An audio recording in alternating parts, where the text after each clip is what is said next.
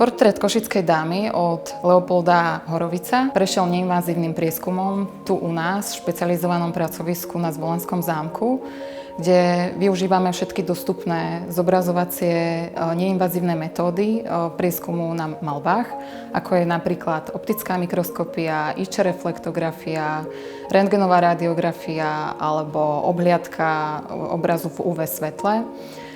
Tento výskum je potom doplnený ešte materiálovou analýzou pomocou XRF analýzy. V Slovenskej národnej galérii my používame takýto prenosný rentgenový prístroj, ktorý snímkuje, alebo obraz sa vytvára teda na kazete, v ktorej je platňa citlivá na rentgenové žiarenie a tá platňa sa dá opakovane používať a ten obraz sa s nej sníma v čítačke digitálnych snímkov. Exponovanú kazetu zasunieme do čítačky a snímok prečítame.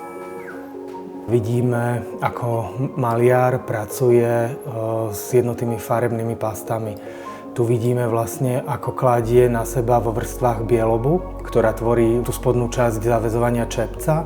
Takisto vidíme, ako pracuje s belobou v inkarnáte, ako buduje ten priestor tej tváre.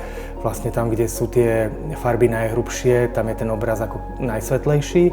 Kde sa beloby napríklad vôbec nenachádzajú, sú tie vlasy, ktoré zostávajú na tom snímku tmavé. Tu vidíme traktovanie toho čepca a spôsob, akým majster vlastne nakladá farbu, ako buduje ten obrazový priestor. Rentgenový snímok nám neukáže len teda tú prácu autora s farbou, ale takisto aj poškodenia. Ale aj všetok spojovací materiál, ak sa v diele nachádza, či už sú to klince alebo rôzne šrouby. Teraz vidíme aj miesto, kde chýba aj farebná, aj podkladová vrstva. A vlastne to je poškodenie. Takisto si môžeme pozrieť okraje diela, poškodenie jednotlivého dreva. Ale veľmi zaujímavé na tom snímku je aj to, že nie je viditeľná klasická kresba mäkkého dreva, či už lípy alebo topola, alebo tých ihličnatých drevín. Tu ide o drevo, ktoré je pravdepodobne exotické. Predpokladáme, že ide o mahagónové drevo. Obhliadka diela v UV svetle nám slúži hlavne na zmapovanie sekundárnych zásahov, ako sú tmely, retuše, nepôvodné laky, nepôvodné premaľby. Konkrétne na tomto diele, portréte košickej dámy, je vidieť nerovnomerný nános lakovej vrstvy.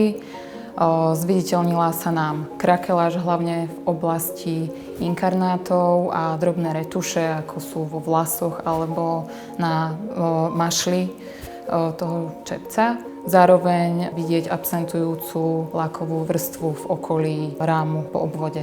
Infračervená reflektografia nám slúži prevažne na odhaľovanie skrytých podkrezieb, ktoré v dennom svetle nie sú viditeľné. Pri vyšších vlnových dĺžkach sa nám vlastne všetky tmavé pigmenty na báze uhlíka zviditeľňujú, kdežto naopak tie ostatné pigmenty sa stávajú transparentnými. Týmto spôsobom vieme odhaliť vlastne niektoré zmeny kompozície alebo niektoré skryté signatúry.